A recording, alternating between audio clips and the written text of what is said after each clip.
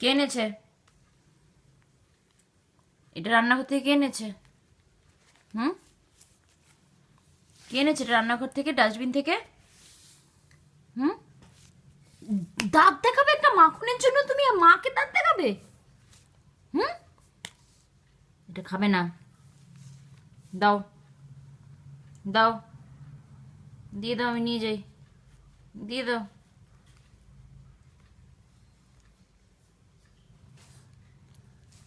এই এই এই, দাঁত দেখাতে বারণ করেছি? মাখনের জন্য আমি দাঁত সহ্য করবো না।